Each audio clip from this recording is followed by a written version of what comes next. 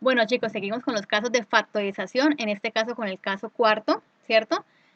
Que habla de la factorización de la diferencia de cuadrados y se trata de la diferencia, es decir, de la resta de un binomio, es decir, de dos términos que siempre tendrán raíces cuadradas exactas. ¿Listo? Ahora, recordemos algunos conceptos básicos antes de pasar a solucionar una diferencia de cuadrados. Por ejemplo, la raíz cuadrada es muy importante recordarla. Recordemos que el procedimiento para hallar raíz cuadrada de un número es buscar un número que multiplicarlo dos veces dé como resultado el número que está en la raíz, ¿cierto? Por ejemplo, tenemos la raíz cuadrada de 9. ¿Cuánto nos da? 3, ya que ¿qué? Porque el número 3 multiplicado por el mismo 3 nos da 9, ¿verdad? O también podemos sacarle la potencia al 3. Entonces, 3 elevado al cuadrado es igual a 9, ¿verdad? Listo, ahora con letras. Nos dicen la raíz cuadrada de a a la 6. ¿Qué nos dará? Entonces, dice la ley que tenemos que dividir el exponente de la a, ¿cierto? La que está dentro de la raíz, dividido entre el 2 de la raíz. Y ese nos dará 6 dividido en 2 nos da 3, ¿verdad? Entonces, a la 3. Recordemos las propiedades de la radicación donde nos dan la raíz de una potencia, ¿cierto? Es decir, esta. Y la solución de esta es dividir el exponente de la letra entre el 2 de la raíz cuadrada, ¿verdad? Entonces, este entre el 2, que ya lo dijimos, y nos da 3, ¿verdad?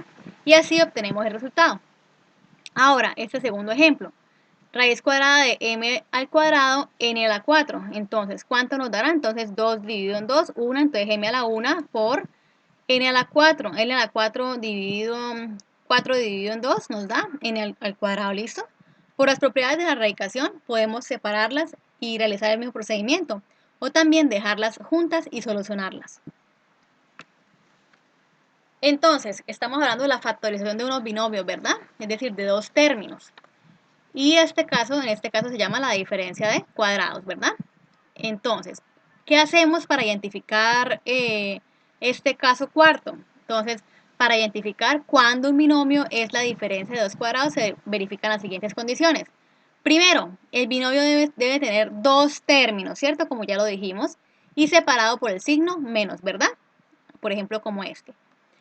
Ahora, los dos términos deben estar elevados al cuadrado, es decir, se les puede extraer la raíz cuadrada exacta, ¿cierto? Por ejemplo, la expresión 100n al cuadrado menos 81n a la 2.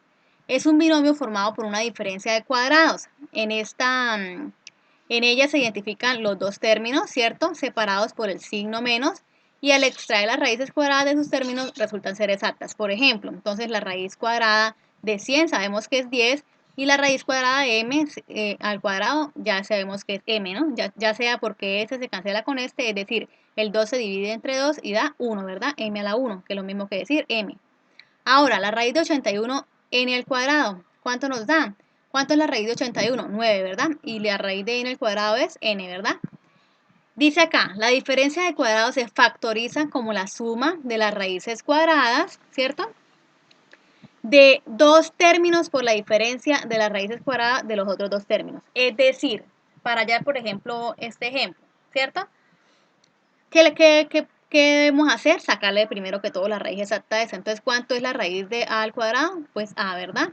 Y la raíz de b al cuadrado, pues b, ¿cierto? Entonces, abrimos dos paréntesis, ¿cierto? Acá, pegaditos, porque ya sabemos que la factorización da como resultado una multiplicación, ¿cierto?